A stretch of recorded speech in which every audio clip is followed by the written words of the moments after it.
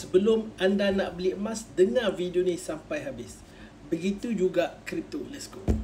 So, apa yang berlaku sekarang? Setelah 9 minggu, emas keep naik dan naik. Akhirnya minggu ini, jangkaan kita emas akan close merah. Memang merah besar. Di saat kenaikan sangat-sangat tinggi, akhirnya emas minggu ini akan close merah. Tapi, adakah merah ini akan berlarutan lama? Adakah diskaun ini akan berlarutan lama? Dan apa yang patut kita buat?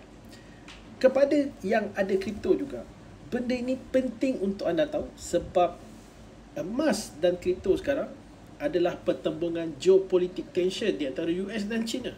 So, bila masa emas naik, kripto akan turun. Bila masa kripto turun, emas akan naik. Dan 9 minggu emas naik dan akhirnya merah.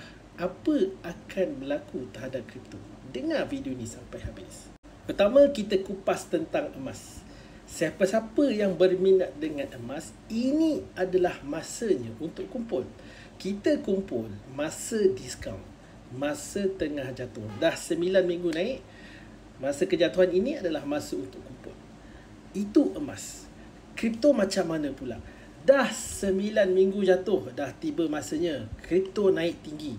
Dan ini masanya untuk kita menuaikan hasil setelah 2 bulan kita kumpul aset untuk dijual. Jadi, berapa lamakah kripto akan naik?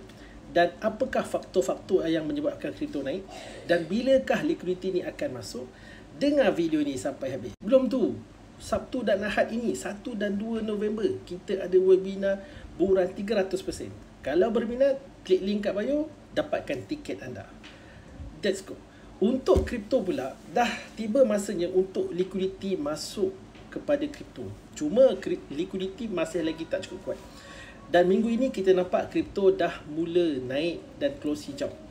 Akan tetapi kepada kripto-kripto, kita tunggu minggu depan. Jangkaan cikgu kemungkinan besar minggu depan akan naik.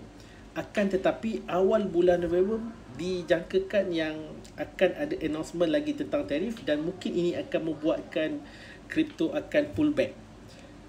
Tetapi kalau kita lihat, jika trend emas keep turun pada minggu depan dan minggu depan ini memberikan peluang yang baik untuk kripto keep naik. Jadi gunakan peluang ini untuk anda growkan anda punya aset dengan kripto. Dan kepada emas, ini masanya untuk anda kumpul.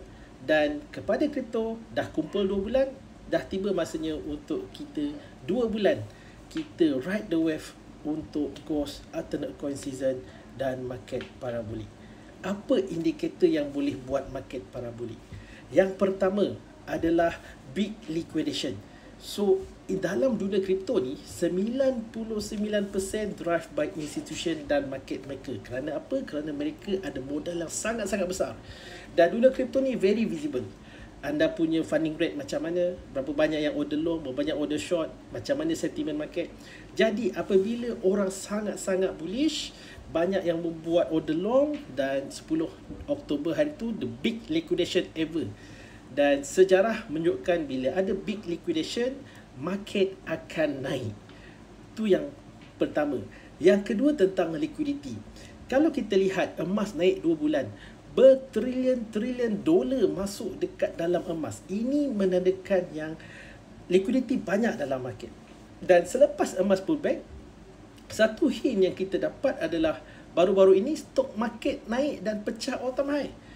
Dan berdasarkan sejarah, bila mana emas turun, stock market pecah all time high dan the next adalah kripto. Sebab itulah kita jagakan yang minggu depan kemungkinan besar market akan naik. Tetapi pada event FOMC nanti akan ada libas atas dan bawah. Jadi harap korang bersedia, hati-hati dengan korang punya trading.